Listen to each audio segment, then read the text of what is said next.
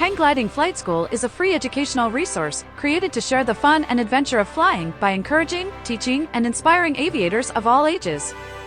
Aviation videos provide a supplement, never a replacement, for face-to-face, in-person training with qualified teachers. Visit www.hangglidingflightschool.com for a map of nearly 40 flight instructors in the USA. Good day, aviators, and welcome to another episode of Hang Gliding Flight School. My name is Eric, and this episode of Hang Gliding Flight School is going to explain different types of hang glider wheels. Now, wheels are one of those things that experienced pilots take for granted, but new pilots are very, very confused about. You know, as a new pilot, you'll notice that some hang gliders have wheels and some don't. Some hang gliders have wheels that come off after you launch. Some have really big wheels, some have smaller wheels, some have wheels that are attached all the time. So when people new to the sport see pilots foot launch off of a training hill, the wheels never even touch the ground. So why do those hang gliders have wheels at all, right? This is very confusing. Like, what exactly is going on? So let's take a look at a few different types of hang gliders to understand the wheels that they're using and why they're using them. Tandem aerotow gliders usually have large caster wheels permanently attached to the base tube. They also extend the keel and put a small set of wheels back there. Now, these permanent wheels allow tandem aerotow gliders to launch and land like airplanes, rolling smoothly down runways. And some tandem gliders can even launch by rolling down a launch ramp. Solo aerotow gliders usually sit atop a three-wheeled cart, and as the airspeed increases, the hang glider simply lifts off the cart. The cart remains on the ground while the aircraft takes to the sky. Now, these gliders may or may not also have wheels permanently attached to the base tube. Tandem foot launch gliders have wheels permanently attached to the base tube and sometimes have wheels permanently attached to the keel, just like a tandem aerotow glider. Solo foot launch gliders may or may not have wheels permanently attached to the base tube. So those four different layouts are the layouts that you primarily see, the configurations that are usually present on most hang gliders. So there are two types of wheels you can use on a solo hang glider. I call them cosmetic or aesthetic wheels and landing wheels. Now, I've never heard any other pilot use those terms. I just made them up. So if you ask other pilots about cosmetic or landing wheels, they're going to have no idea what you're talking about. But cosmetic or aesthetic wheels are small wheels designed to simply keep your base tube control bar off the ground so it doesn't get scratched or damaged. Cosmetic aesthetic wheels are too small to actually hold your body weight or land on. Now, landing wheels are far more robust and can actually roll on smooth ground and support your full body weight. You could still land on your feet if you want, but a good pair of landing wheels gives you the option to also land on the wheels. Some pilots don't use wheels but choose to use skis or skids. These are typically tough carbon fiber pods which slide along the ground like pontoons. One of the most common types of wheels for student pilots are these large plastic wheels. Now, they may look very weak and puffy, but they're actually incredibly strong, hard nylon and can be used as landing wheels. The largest wheels I've seen used are these training wheels for a beach glider. Their massive width and diameter allows these wheels to roll nicely along the sand when students are learning proper landing techniques. Now, here are some examples of cosmetic wheels. They are very small with a skinny width and a thin diameter. As I mentioned earlier, these wheels are not designed to land with. They're just to keep your base tube off the ground so it doesn't get scratched or damaged. Some of the Cosmetic wheels are just simple 3D printed plastic, and obviously skinny 3D printed plastic wheels are a little too weak to absorb the impact of a landing, but it is enough to keep your base tube control bar from being scratched on the ground. Now the wheels on this glider are a bit thin and they look like Cosmetic wheels, but this pilot in Texas lands on them and they hold up for her just fine. So sometimes a few of these wheels may be a little stronger and more durable than their appearance might suggest.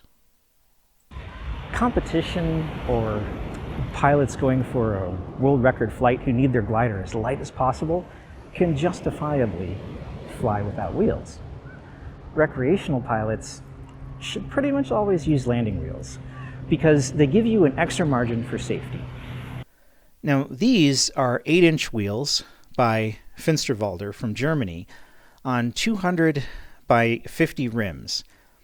Here you see them attached to a Wilswing Falcon 4 195 base tube, also known as the control bar. Now this base tube is 1 1/8 inches, or 1.125, or 28.6 millimeters in diameter. The 8-inch Finster Wheels wheels fall kind of in between aesthetic wheels and landing wheels. They're certainly strong enough to land on, but the smaller 2-inch width and diameter means you can really only use them on fairly smooth airfields. So I hold these wheels in place using shaft collars, and next to the shaft collars I have a ram mount to attach a camera or a variometer. I've been using ram mounts for years on motorcycles and bicycles and even in a Jeep to hold a GPS system in place. And before anyone asks, no, I can't remove the shaft collar and just use the ram mount to hold the wheel in place because the wheel would hit the mounting ball of the ram mount. So here are a few additional wheel options using a Northwing Easy 2 base tube. Now we have these 7-inch Finsterwalder Quick Safe wheels, which can actually come apart in 2 halves. Now I'm not going to show that because the 2 halves fit together very tightly and it's not easy to get them apart. But you can see that these wheels fit perfectly on the base tube. This base tube is also 1 1/8 or 1.125 or 28.6 millimeters in diameter. Now, according to Finsterwalder, you can land on these quick safe wheels. They are strong enough to do it. But again, their thin width and small diameter, that would make me only trust these to roll smoothly on the most well-groomed airfields.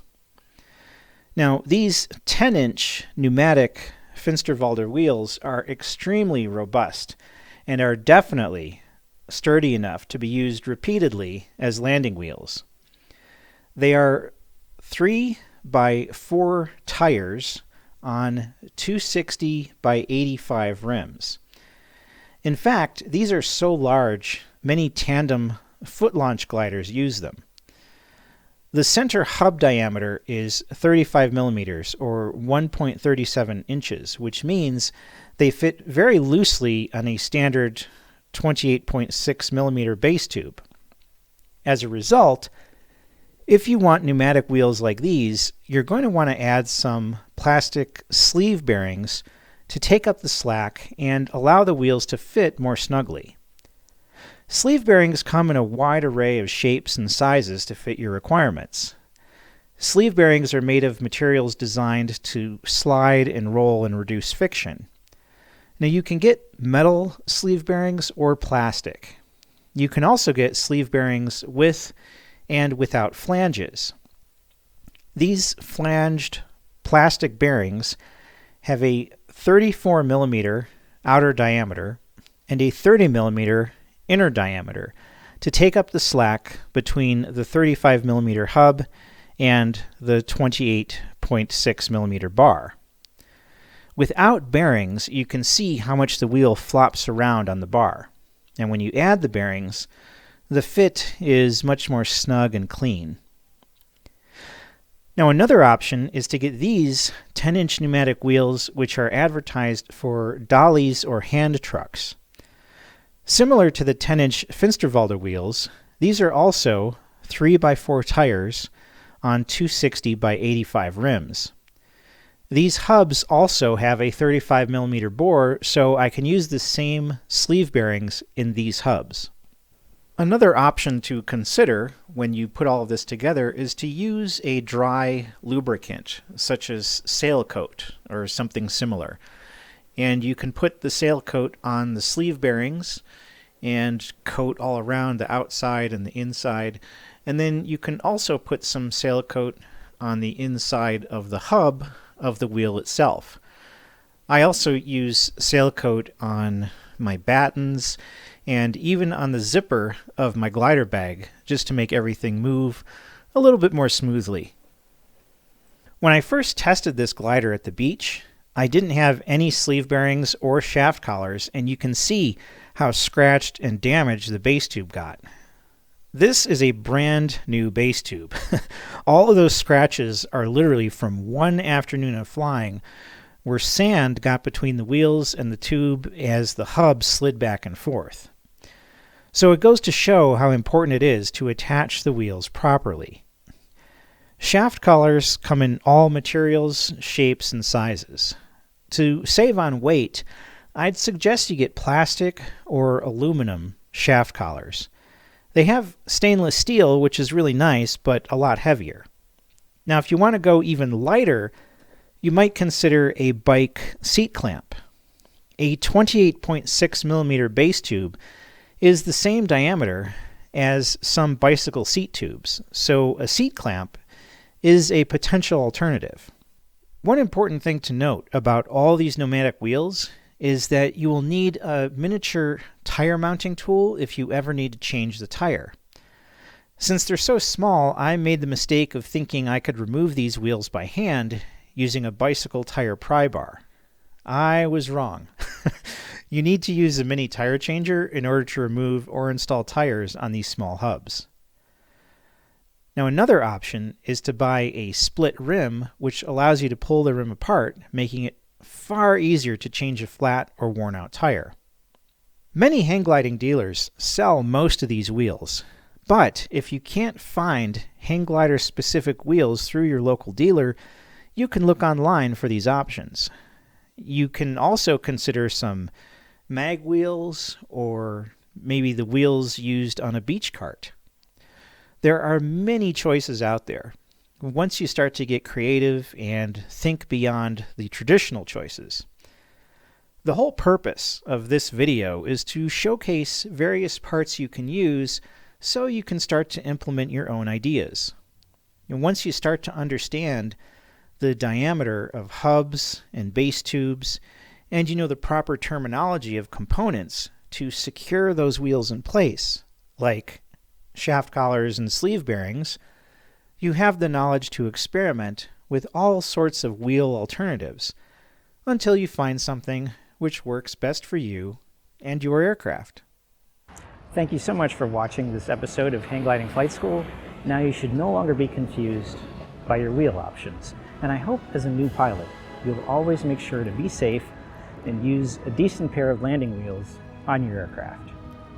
Be sure to check the Hang Gliding Flight School website to find a worldwide map of nearby instructors who will train you to become a hang glider pilot. And remember, my friends, in the words of Ray Bradbury, you've got to jump off cliffs all the time and build your wings on the way down.